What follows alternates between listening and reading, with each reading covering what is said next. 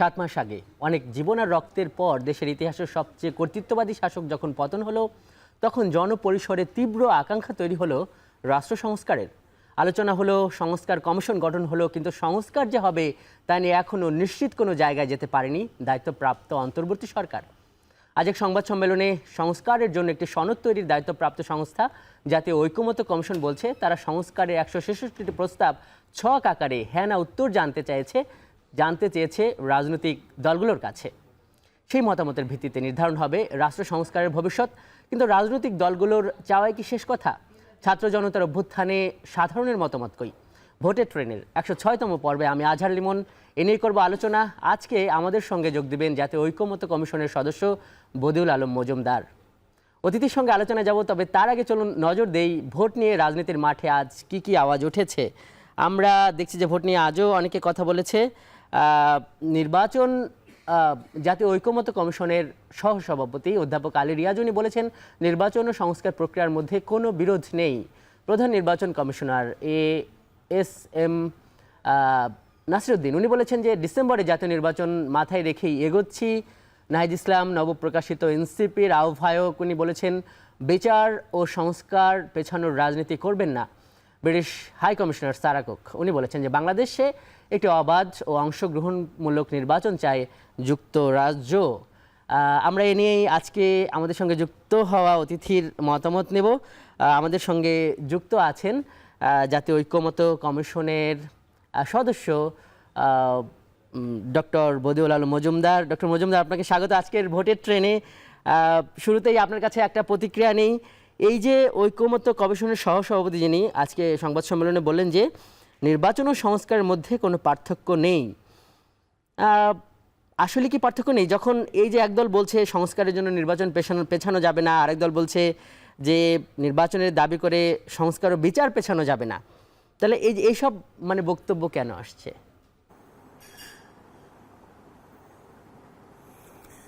উনি আসলে যেটা বলেছেন সেটা হলো নির্বাচন এবং সংস্কারের মধ্যে কোনো বিরোধ নেই। উভয় প্রক্রিয়া একত্রে চলতে পারে, একটার পরিবর্তে আরেকটা নয়। আমরা নির্বাচনেরও দরকার, সংস্কারেরও দরকার, এই দুটোই পাশাপাশি চলতে পারে, সেই কথাই উনি বলেছেন। এবং আমিও নিজেও এর মধ্যে কোনো রকম বিরোধ দেখছি না যে সংস্কার গুরুত্বপূর্ণ।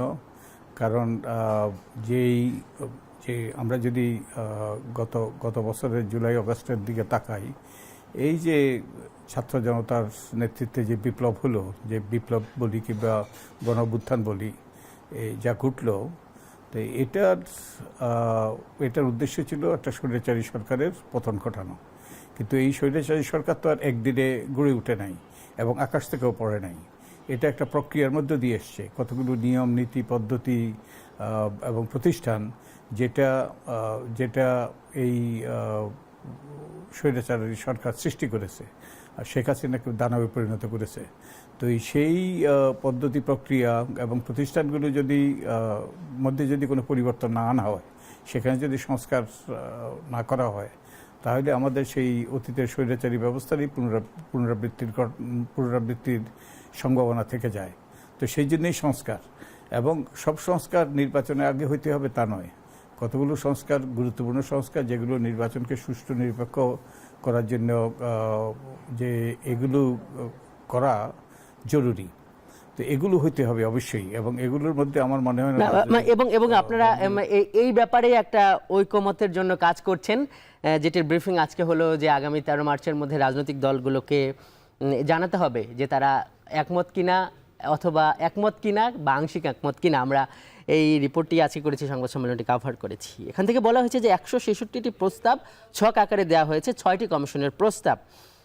আমরা মানে আপনার কাছে জানতে চাই যে ধরেন যে কোনো প্রস্তাবে কেউই একমত হলো না, তখন কি হবে?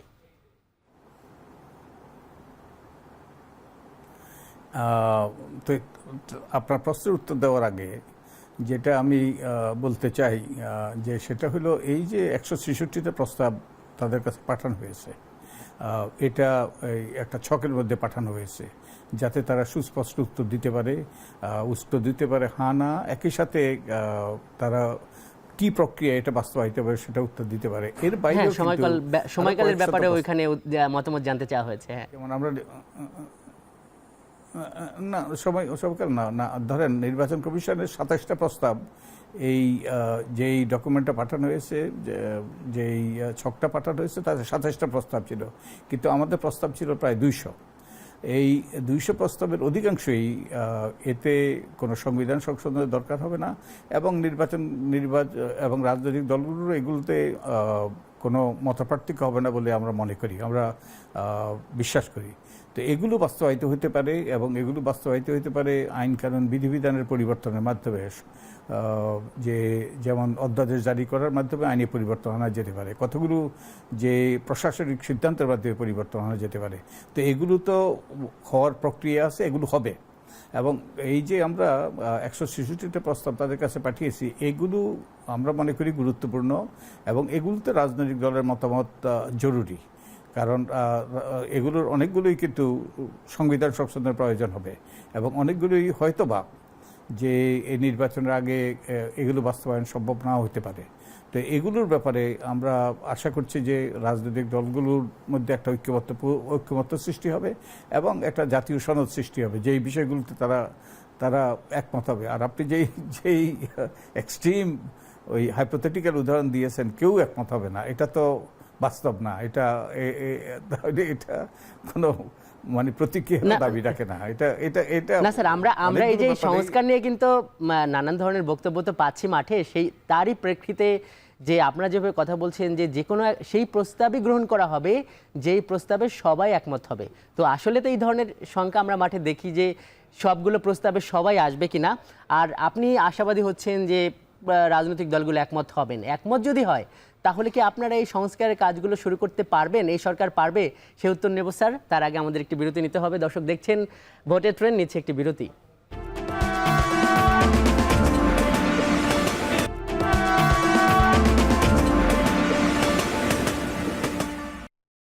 দেখছেন ভোটের ট্রেন, বিরতির পর স্বাগত। আজ আমাদের সঙ্গে যুক্ত আছেন জাতীয় ঐক্যমত্য কমিশনের সদস্য ডক্টর বদিউল আলম মজুমদার।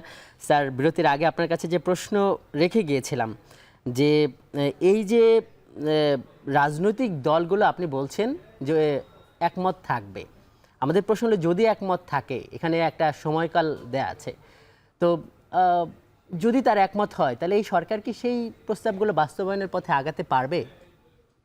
ধরেন যেটি বলা হচ্ছে যে সংসদের যে সুপারিশগুলো আসছে, সংবিধান সংস্কারের যে সুপারিশগুলো আসছে, এগুলোকে বাস্তবায়নে সরকার করতে পারবে, শুরু করতে পারবে? না, এটা কিন্তু প্রাথমিক প্রক্রিয়া। এই যেই তাদের কাছে যে ছকটা পাঠানো হলো, এই ছকটা কিন্তু প্রথম পদক্ষেপ। এর ভিত্তিতে যে উত্তর আসবে তার ভিত্তিতে আলাপ আলোচনা হবে।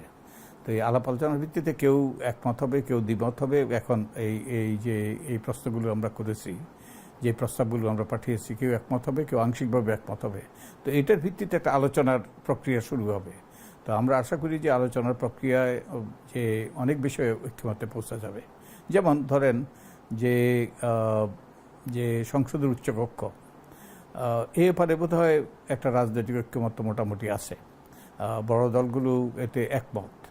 তারপরে প্রধানমন্ত্রীর টার্ম লিমিট, এ ব্যাপারেও ঐক্যমত্য আছে। তারপরে এরকম আরও অনেকগুলোর ব্যাপারে ঐক্যমত্য আছে যেগুলো এখন আমাদের সংবিধানে নাই, এবং এটা ২-১ বছর আগেও এটা ব্যাপক আলোচনার বিষয় ছিল না, কিন্তু এইসব অনেকগুলোতে ঐক্যমত্য আছে, এর মধ্যে বিরাজ করছে।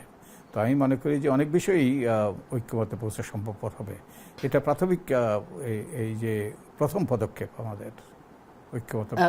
স্যার, যে সংবিধান সংস্কারের যে আলোচনাটা আসছে, সংবিধান সংস্কারের কাজটা আপনারা বলছেন যে গণভোটের মাধ্যমে করা যেতে পারে, কিন্তু সেখানেও বলছেন যে রাজনৈতিক দলগুলোর ঐক্যমত্য দরকার। তো এই সংবিধান সংস্কারের প্রস্তাবগুলো বা যে কোনো প্রস্তাবে শুধু ওই যে রাজনৈতিক দলগুলোর ঐক্যমত্যের ব্যাপারে আপনারা বলছেন, কিন্তু ঐক্যমত্য মানে নাগরিকের ঐক্যমত, মানে সেখানে সরাসরি তো আপনারা গণভোট দিয়ে নাগরিকের মতামত জানতে চাইতে পারেন, কিন্তু সেখানেও কেন রাজনৈতিক দলগুলোর মানে মতামত আপনাদের লাগবে? ওখানে ওখানে ওখানে গণভোটেরও ইয়ে আছে, প্রস্তাব আছে। আমাদের এই যে আমরা যে ছকটা পাঠিয়েছি, এই ছকটা আমাদের ওয়েবসাইটে থাকবে এবং এই ছকটা নিয়ে ব্যাপক আলাপ আলোচনা হবে এই ছকগুলো নিয়ে, এবং এর মাধ্যমে জনগণ তাদের মতামত দেওয়ার সুযোগ পাবে। তো এই রাজনৈতিক দলগুলো গুরুত্বপূর্ণ প্রতিষ্ঠান, রাজনৈতিক দলগুলো জনগণের প্রতিনিধিত্ব করে, তাই রাজনৈতিক দলগুলোর মতামত অত্যন্ত গুরুত্বপূর্ণ এবং একই সাথে জনগণের মতামত নিঃসন্দেহে গুরুত্বপূর্ণ। কিন্তু রাজনৈতিক দলগুলো জনগণের মতামত পাওয়ার একটা মাধ্যম, কারণ রাজনৈতিক দলগুলোই শেষ পর্যন্ত যে বিষয়ে ঐক্যমত্য হবে সেই সব বিষয় নিয়ে কেউ একমত হলে সে ব্যাপারে তারা নির্বাচনী ইশতেহার দেবে এবং তার ভিত্তিতে তারা মানুষের ভোট চাইবে। আর যারা দ্বিমত করবে তারা তাদের দ্বিমতের বিষয়টাই তাদের নির্বাচনী ইশতেহারে অন্তর্ভুক্ত করে তারা ভোট চাইবে। তো এই রাজনৈতিক দলের মাধ্যমে কিন্তু জনগণের কাছে পৌঁছা যাবে, জনগণের মতামত পাওয়া যাবে, একই সাথে জনগণ সরাসরি মতামত দেওয়ার সুযোগ পাবে। স্যার, আমরা আপনার কাছ থেকে আরও কথা নেব। দর্শক, এই পর্যায়ে নিচ্ছে আরেকটি বিরতি, সঙ্গেই থাকুন।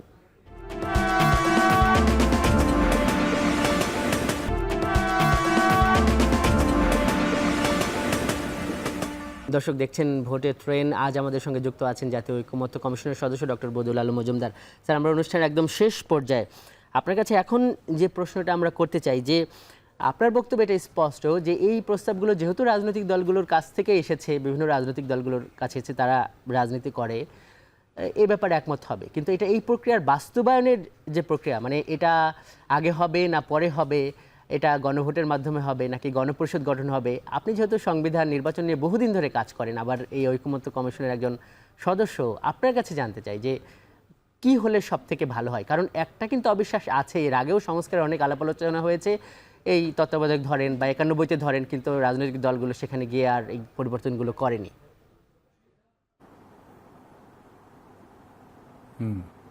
তো তার মাসুল আমরা কিন্তু দিয়েছি, যে তার মাসুল হলো এই যে আমি জানি না এক্সাক্ট নাম্বার কত, সে 1500 থেকে 1400-1500 থেকে 2000 ব্যক্তির প্রাণহানি ঘটেছে, 25-30 হাজার ব্যক্তি আহত হয়েছে, বিভিন্নভাবে আমরা নিগ্রহের শিকার হয়েছি অনেক জনগণই, যেহেতু অতীতের সংস্কার প্রস্তাবগুলো বাস্তবায়িত হয় নাই। 2007-08-এ অনেকগুলো সংস্কার প্রস্তাব উত্থাপিত হয়েছিল এবং এই সংস্কার প্রস্তাবগুলো যদি বাস্তবায়িত হতো তাহলে কিন্তু হয়তো বাংলাদেশ ইতিহাস ভিন্ন হতো। আমরা যে বস্তুত তখন তো সংস্কার প্রস্তাবগুলো বাস্তবায়িত হয় নাই, বরং এগুলো হাসি তামাশার বিষয়ে পরিণত হয়েছিল, এটা একটা গালিতে পরিণত হয়েছিল সংস্কারবাদী বলে। তো আমার মনে হয় আমাদের এই অতীত থেকে শিক্ষা নেওয়া দরকার। আর যেই প্রক্রিয়াটা বাস্তবায়িত হবে, যে অনেকগুলো সংস্কার প্রস্তাব তো এর মধ্যেই বাস্তবায়িত হয়ে যাবে, কয়েকশো, 400-500, অন্তত 500 সংস্কার প্রস্তাব, তার অধিকাংশই বাস্তবায়িত হয়ে যাবে অধ্যাদেশের মাধ্যমে কিংবা ওই প্রশাসনিক সিদ্ধান্ত। স্যার, একদম আমরা একদম শেষ পর্যায়ে একটা বিষয় একটু আপনার কাছ থেকে একটা মানে উত্তর নেই, সেটা হলো যে এই যে মতামতগুলো আসবে সেইখানে কি আপনারা সংখ্যাগরিষ্ঠের মতামতের দিকে দেখবেন, নাকি মানে সবার যে কোনো সিদ্ধান্ত গ্রহণের ক্ষেত্রে সব রাজনৈতিক দলগুলোর একমত হওয়ার ব্যাপারটি দেখবেন? যদি এক কথা একটু উত্তর দেন। এটা আলাপ আলোচনার শুরু, এবং আমরা আশা করি যে অনেকগুলো বিষয়ে তারা ঐক্যমত্যে পুষবে। এখন হয়তো দ্বিমত থাকতে পারে কিংবা কোনো রকম ওই যে তাদের এ ব্যাপারে সংশয় থাকতে পারে কিংবা তাদের দ্বিমত থাকতে পারে, কিন্তু আমার মনে হয় আলাপ আলোচনার মাধ্যমে অনেকগুলো ক্ষেত্রে একমত হওয়া যাবে এবং এগুলোর ভিত্তিতে একটা জাতীয় সনদ প্রণীত হবে, যেটা স্বাক্ষরিত হবে, এবং এটার কখন বাস্তবায়িত হবে সেই ব্যাপারেও সিদ্ধান্ত হবে, সেই ব্যাপারেও রাজনৈতিক দলের মধ্যে ঐক্যমত্য সৃষ্টি হবে। তার ভিত্তিতে যেমন এটা কি গণপরিষদের মাধ্যমে হবে, নাকি সংসদ নির্বাচনের মাধ্যমে হবে, নাকি এই যে অন্যভাবে গণভোট বা গণপরিষদের মাধ্যমে। ডক্টর বদিউল আলম মজুমদার, আজকের অনুষ্ঠানে যুক্ত হবার জন্য আপনাকে অনেক অনেক ধন্যবাদ। দর্শক, এই ছিল আজকের ভোটের ট্রেনে, এতক্ষণ সঙ্গে থাকার জন্য ধন্যবাদ।